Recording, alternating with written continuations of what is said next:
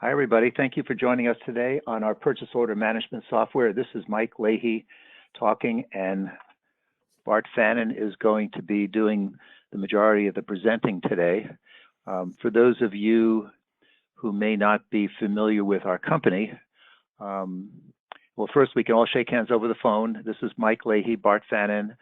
These are our pictures here.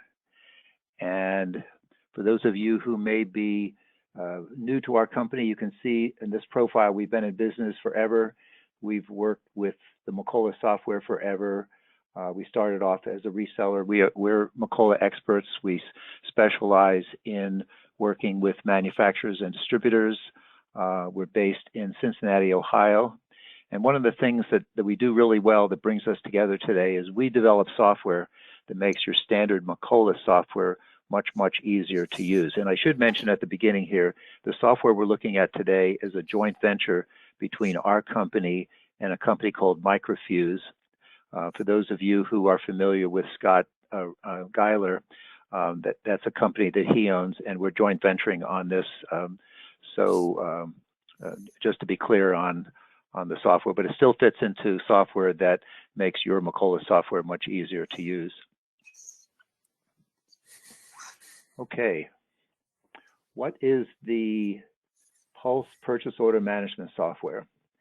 And I tried to summarize in this slide, but basically it's software that allows you to collaborate in real time with your vendors.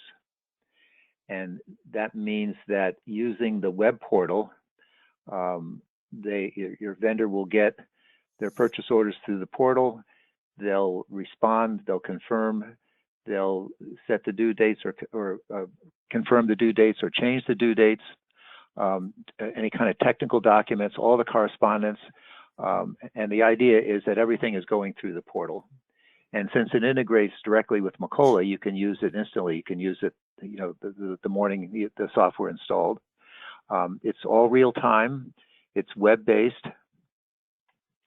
And it basically eliminates the back and forth endless emails, text messages, phone calls that go on typically between you and vendors. And Scott Geiler came up with this last term. He said it's getting your vendors to work for you. And I think that really is a good summary of the outcome. Okay. So who are the target companies that can benefit from this software?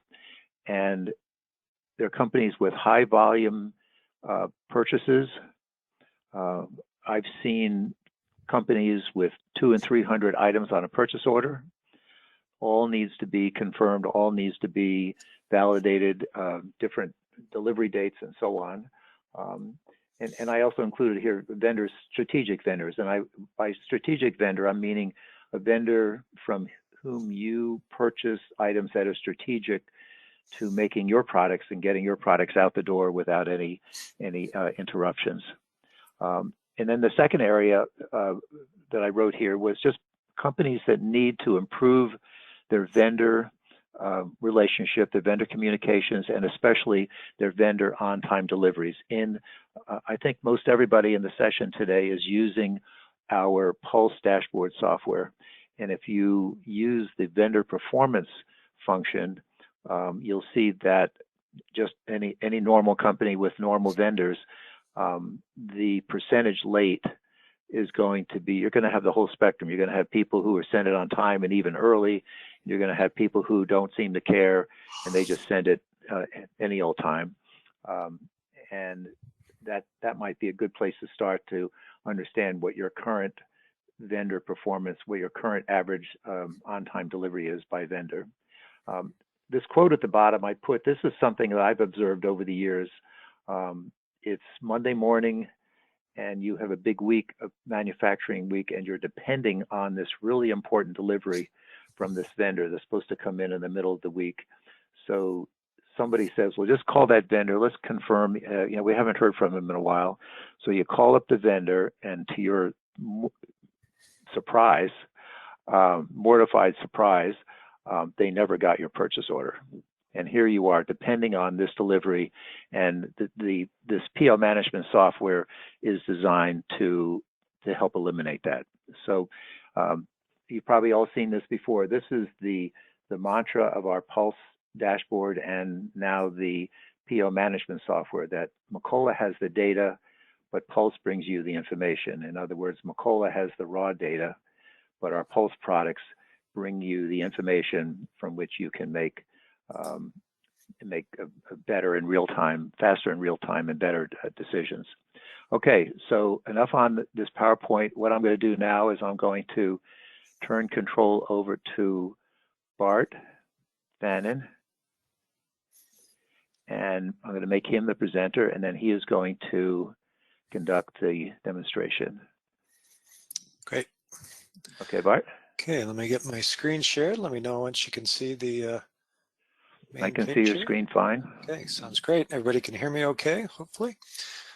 Okay, what I'll do is I'll first kind of walk you through the layout of the screen. So this, as Mike has mentioned, this is a web portal. So I'm signed in with a web address. I could be signed in from any location based on the setup here, and with a specifically given user ID and password.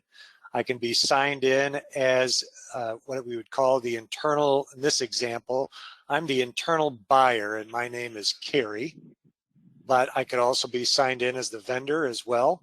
And within that, I could have different authority based on that.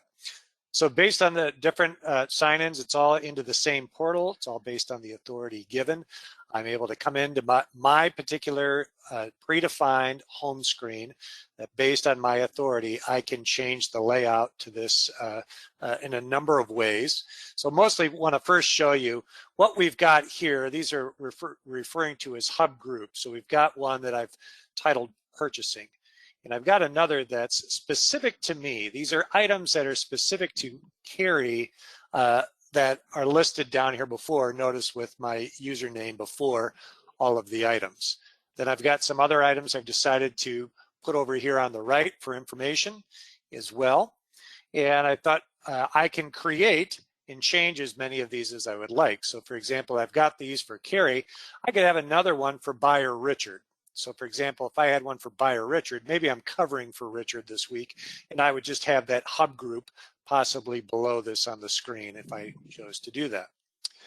Okay, so what I'll do is I'll start going into a little bit more on the specifics. So over in my particular hub group on the left under purchasing, you'll notice I've got a number of criteria with different counts on the right-hand side. So here I've got that I'm waiting on supplier, and I've got an account of 11. I can click into that, and that'll take me into the detail of any of the, it should be 11 items on here that are waiting for a response from the supplier. So on this screen, it's got my purchase order number, who the vendor is, the name of the vendor, number of other fields on here, but what I want to show is the last action in the last action date. Notice you'll see modified, notified, and the dates that these took place. So based on these 11, these are 11 that I've got within the company, could be for any particular buyer in this case, that are waiting on responses from the supplier. And what I'd then like to do is to be able to come up and show you how I could change the screen somewhat if I choose to. So I'm going to choose on these three dots next to any of the columns at the top here. Notice at this point I could change my sort from ascending to descending. I could change my filter as to what I'm seeing. But in this case, I just want to be able to add a column onto the screen. So on here, I've got all the columns. I can set current subset that on the screen by those that are currently visible or only those that are visible as I want to change it. But I'm going to go back and I'm going to look at all. Let's say I go to the second page and maybe I just want to possibly choose something like order weight.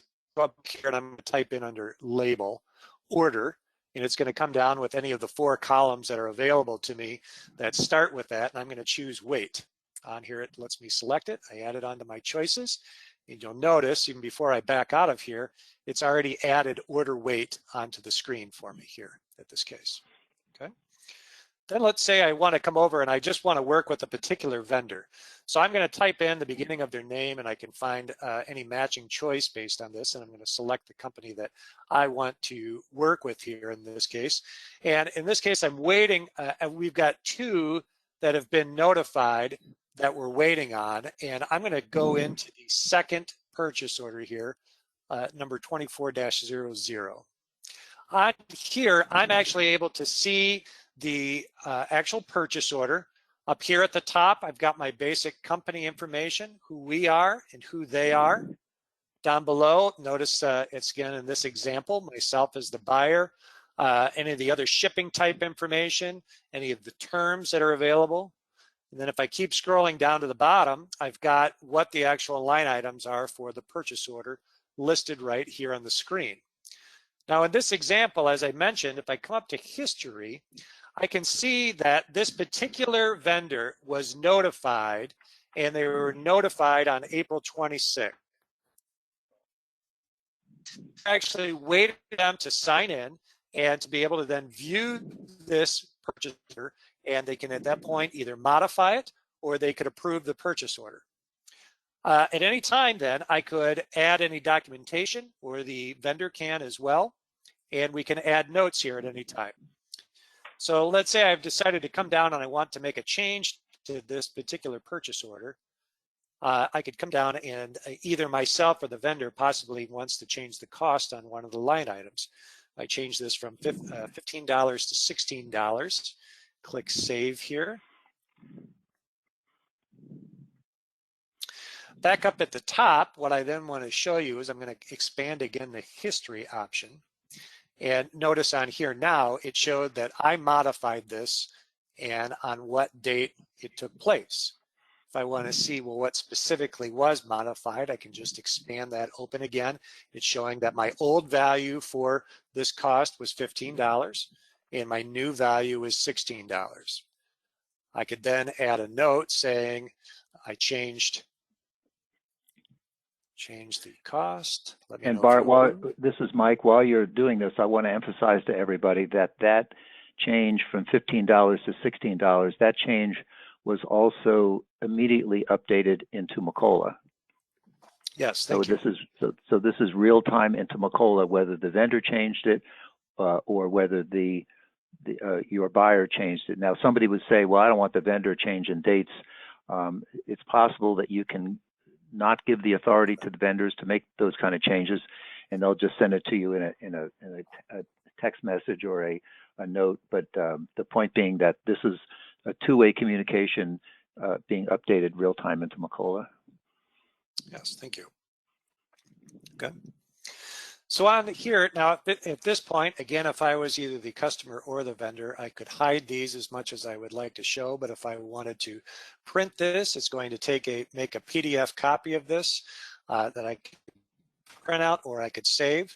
But when we are actually notifying the vendor, I take you back out here to the main hub, and I'm going to look at all of my current open purchase orders. And what I mostly want to show is previously I showed you one that has already notified the vendor, but I can come over here and on this list here, notice I've got ones that have been notified and I have ones that have not yet to have the purchase order notified to the vendor. When I click on this notification option, we have a predefined email that will go out to the vendor. And in this case, it's not actually emailing the purchase order, it's emailing a notification with a link back to here saying that you can sign in to look at the purchase order. So we're not typically sending the actual purchase order to the vendor, we're sending the notification for them to come in and view the purchase order here. Number of advantages to that. If I go back out again to my home screen, I'm able to actually then with that be able to keep track of vendors that have actually had the purchase order sent to them but not viewed yet. Okay, so coming into this option, and these are all, some of these are predefined by our team, and these can all be modified, and I'll show you a little bit later how to do that. But in this case, notice my last action I have saved in here as a default at the top, is notify. So they have all been notified, and in this case, the view date on this, if I actually clicked into this filter here, I have this one set to view date is null, meaning no one has viewed this yet, and the last action was notified. So I know that these have all been notified, but have not been viewed yet. So if for whatever reason the vendor is out, we want to make sure the vendor got the information. If the vendor says they've looked at it, we would be able to know, okay, that we may be looking at a different one, and would have to have them double check on this. Mike, I may be seeing some questions coming in. Do we want to take a second to answer some, or do you want me to keep going at this point? I'm trying to keep up on the questions. Yes, one of the questions was, interestingly, the comment that I made, that is that change going directly into Macola? The question was, is it active prior to receiving? So yes, all these changes would be. Yeah, so I think the reprint function as well in Macola, you know, is kind of a constant reminder that when anything gets changed, that you're forced to reprint, and the portal really is replacing, because it has a log of all the changes. So the reprinting isn't going to be needed anymore. And then it says, I have a new one that came in.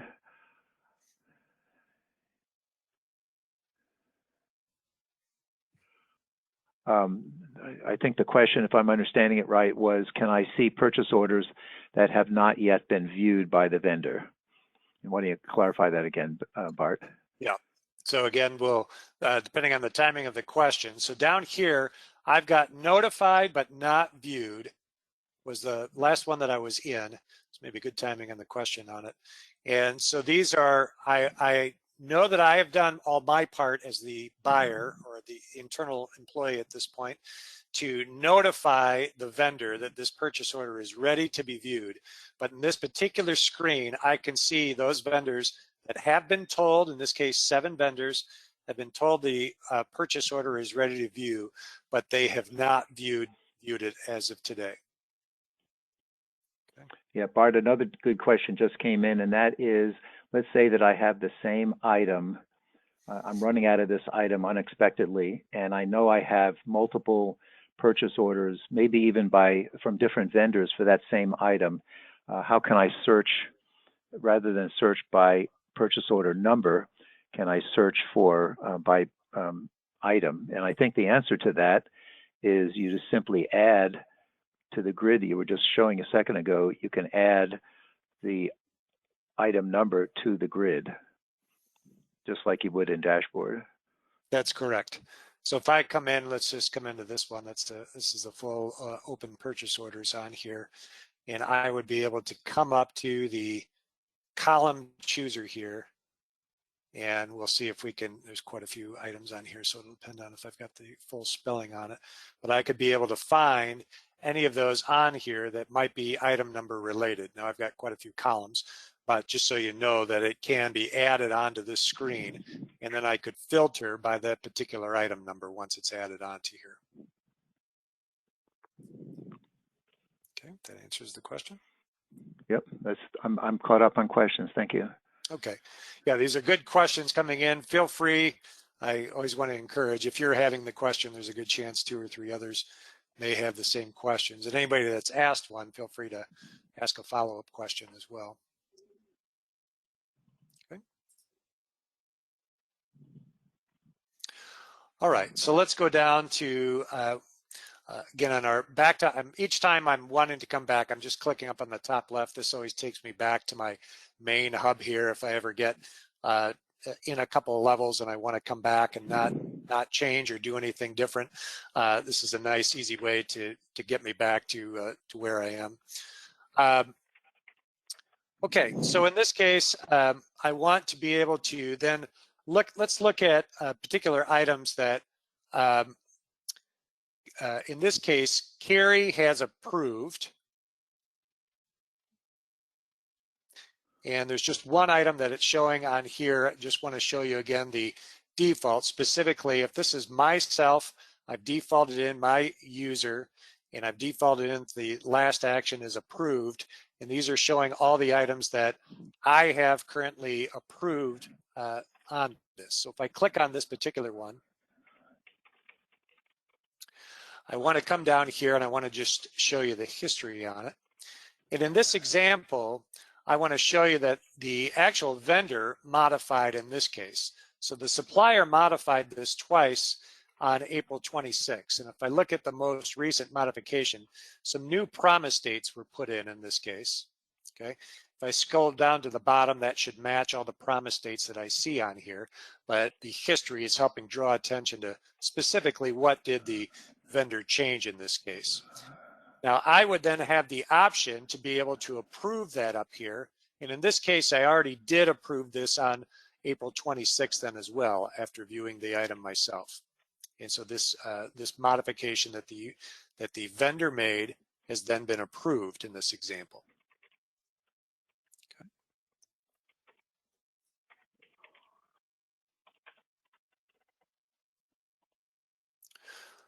Okay. All right, number of other things that we can continue on showing here.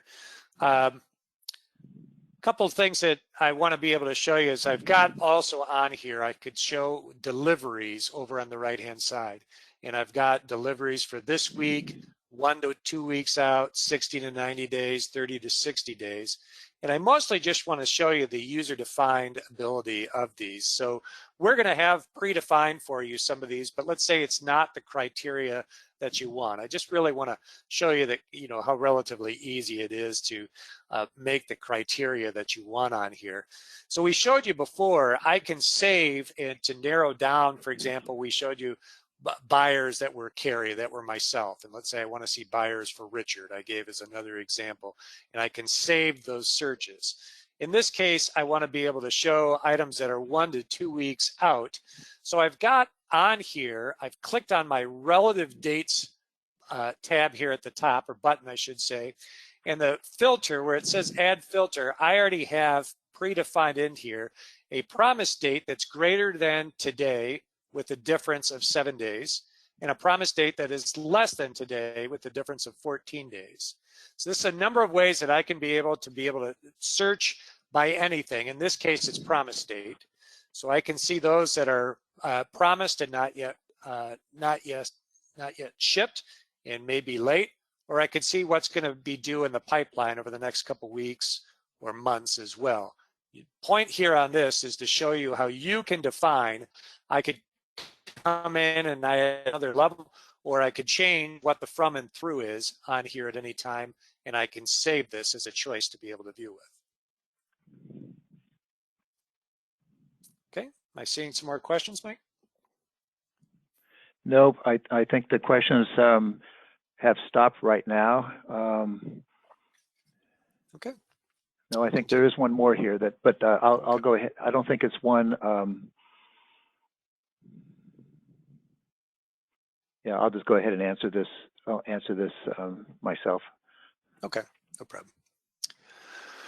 Okay, one of the other abilities I just want to be able to show, I won't, we'll just show you the idea here, is I can be able to come in and down under system is where I can make a number of SQL reports. So again, the emails that go out to the customer all can be defined here as to what type of what I'd call wildcards or variables would be sent. So I can say, dear customer X, purchase number, and then fill in the variable, number 42 is ready for your review. Please click here to log into the portal, and you can have that login set up for them at that point.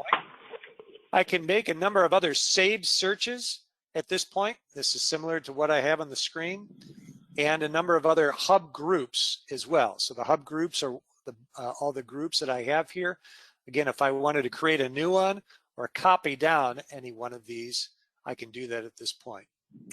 On here, we can also then control whether people are locked or unlocked as to whether they can make any changes for this. So possibly a vendor maybe can or cannot make their changes on it, and what authority they have. So a vendor would come in, they're obviously only seeing their pertinent vendor information, not as many of the vendors as I'm seeing in my case here. Okay. one other thing, I'll come back to the, if I didn't show this already, coming back to the open purchase orders. And this is just all, in our case, 122 open purchase orders. And I just want to show here that I can come over and click the notify button. I may have showed that already, but I want to show here again that this will allow the notification to go out to that particular vendor. So if I come down, let's say to number 37-00 here below, just want to show you clicking the notify button will no longer will be here because now this one has been notified. If I go into that particular now, come up to the history, it's showing that literally, a few seconds ago, I sent the notification to that vendor. Okay, no other information is needed at this point. Okay. Scott, another question that came in was, can this be used, since this looks really good for better communicating with vendors, can this be used to better communicate with customers or with outside sales reps? Oh, great question. Yes, so one of the things that we could do that we've got prepared for this particular demo is, in this case, you see the nomenclature here shows waiting on supplier and waiting on customer. In this case, if I was ABC Bicycle Company, I could actually rename that to waiting on ABC Bicycle Company, meaning that's my company, Carrie. So this is waiting on the supplier, this is waiting on my internal company, and then I could also have then tabs for a particular customer in the supply chain as well. So what we're allowed to do here is I'm able to have vendors log in, internal users log in, but then also our ABC Bicycles customers as well can log in. And so in this case, we have customers that want to be able to come in and be able to view and enter in information themselves. This could be items that they would like to purchase themselves, and it could be information that they want to be able to drill down in to be able to put in any of the time information that is available that they want to show from a customer standpoint, or be able to view from a customer standpoint in a similar way a vendor would in a customer portal of what they would want to see. These could be invoices, could be a number of other things in regards to the customer view versus the vendor view. And to add something to that, some people may say, well, we would never trust our sales reps to key in an order. And in some cases that may be an accurate statement, but this could be used for those sales reps to view their orders, to view the orders that have been submitted on their behalf. In other words, they couldn't modify anything. You can turn the ability to give people rights to change things is on an individual basis. So you could turn off the rights to modify things and only allow them read-only. Correct. So we do have one customer that does want, now they've got what would be called, you could call them employees, but they're actually kind of the step between a customer and the employee. So they're 1099 type people who they do want to be able to key in orders. And before purchasing this product, they would, the actual, let's call them contractors, would call into the company and say, I've got the following orders, or email in the following orders. Their internal staff would then turn around and what I would call double key the information in. So I already got it electronically in an email, and their internal staff are keying it in. But like the example Mike gave, in that case, they actually did want the consultants that have the authority to key in the order. But as Mike said, you could just be able to let them view the order then as well before it is placed at any time. But I think with that customer as well, they then have a quality control where somebody looks at the order and then sort of releases it. I'm not technically sure how they're doing that, but they are not just all of a sudden allowing. They basically want they want their 1099 manufacturers reps to earn more of the commission by keying the orders in themselves, and then not have to do that internally. Okay. Okay. Because there's a lot of opportunity for that. I can recall one customer that we work with that has over 200 outside sales reps that are all 1099 sales reps that could be either keying in orders or at a minimum just looking at their orders. Okay. Thanks, Mike. Okay. Any other questions?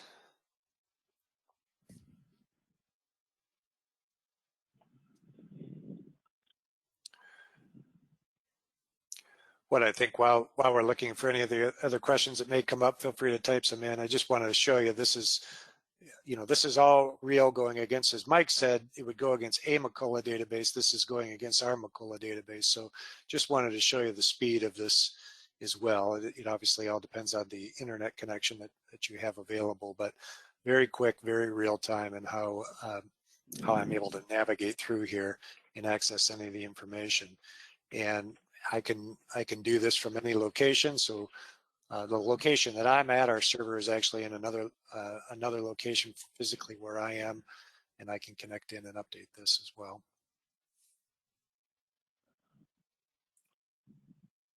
And somebody else asked another question, where is this hosted? And the idea or the answer is it's hosted on your individual, since it has to connect directly with your SQL server on your server. It has to be on your, with one of your servers on in your environment, in your network. Yeah, so in this example, so it would be hosted just as Mike described. I don't have a VPN connection. I'm just coming in over the internet in the example that we have here. So we have it opened up, but with security, with a user ID and password that I need to sign in to be able to use to get into here. So just to be able to show you when I come in, this would be my sign in. I've got in my particular example, I can sign in as the internal customer or as the vendor as well. So I'm just signing back in as I was previously, just to show you the ability for it. And you can have multiple sign-ins for one particular vendor to be able to know who specifically it is, or just one sign-in for that vendor. And again, they would be secured down to specifically the roles and responsibilities that you would allow. Same with your internal employees as well. Okay. Okay. Mike, is there anything else that you think I missed? No, I'm still, the questions are still coming in, but this is good. I think that. So we had about 2 or 3 yesterday, so I think this is great that we're getting some good questions coming in. Yeah, and if somebody said, does it need to be a separate IIS server? And yes, it does. You wouldn't put this on your SQL server. And somebody said, can you show an example of what it looks like from the vendor's viewpoint? And I think we talked about that at the beginning, and really it's the same view. Yeah, so I can, except, yeah, go ahead. Yeah, and yeah, very similar, except we're going to have a few less options on here in our example. So in our example, I've got it very limited as I'm coming in as the vendor. So notice I'm just down to one hub, and I've got just whatever we have decided to be able to show on this. So if I had any here that were waiting on supplier in this example, I would be able to come in and view that in this case. In this example now, I've got 0 based on the ones that I have here, but it would be the same type of thing where I could be able to come in, see the ones if I had a count on here. So I'll imitate it as if I'm going in for waiting on customer. And then I would be able to have the option when I would pull this up, if I was waiting on me to approve, I would have an approve button up here. And then as you can see in this case, I do have the authority to edit this. If I didn't, the edit would not be available. So I could come down here and I could click on edit still as the vendor in my example and make the changes if I have the authority to. Okay.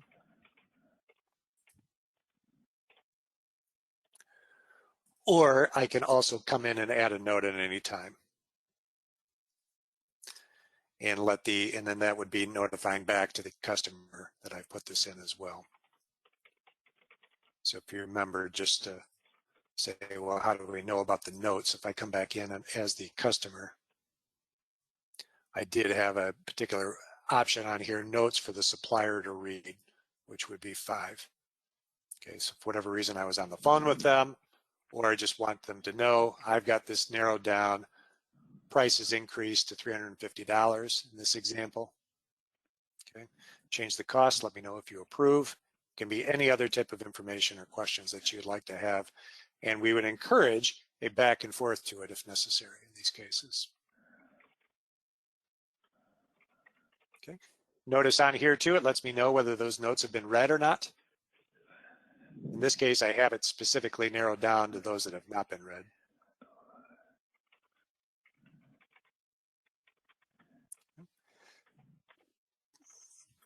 So the goal here to show a good interaction, but to also show whose court is the ball currently in, helps a lot from the I thought I was waiting on you type of questions that tend to come up. Oh, no, I don't have any more questions. I was feverishly answering the questions that were coming in, but I think they've all been covered. Okay, very good. A tentative group we've got here. This is great. Yeah.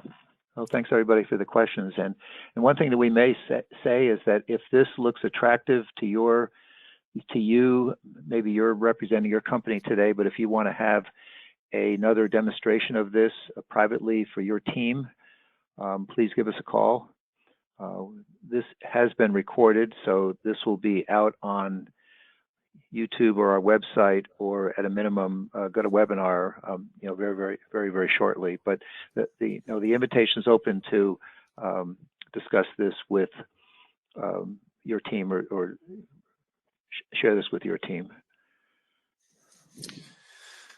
We would say, just like our other Pulse products, you would pay your typical maintenance with this, and with this you would come with your typical help desk, unlimited help desk through email or phone call, and we would be regularly coming out with updates as well.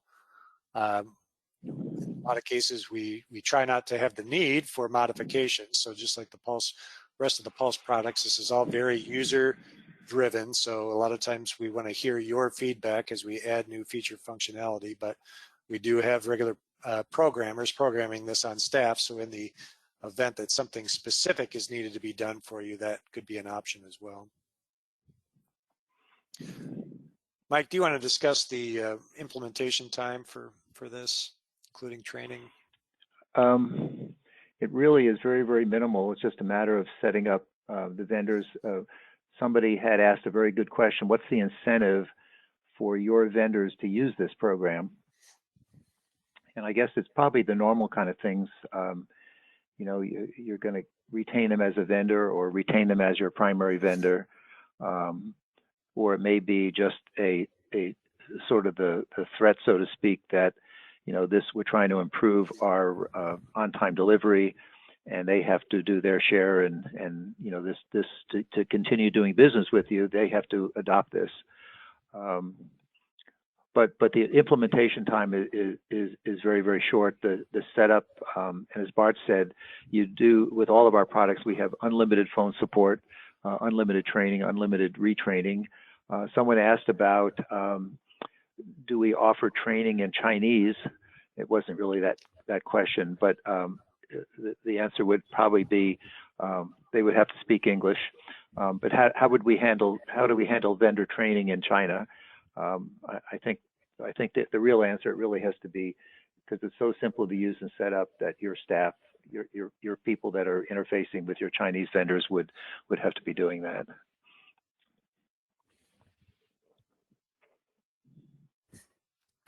Okay. Well, thanks everybody for your attention today.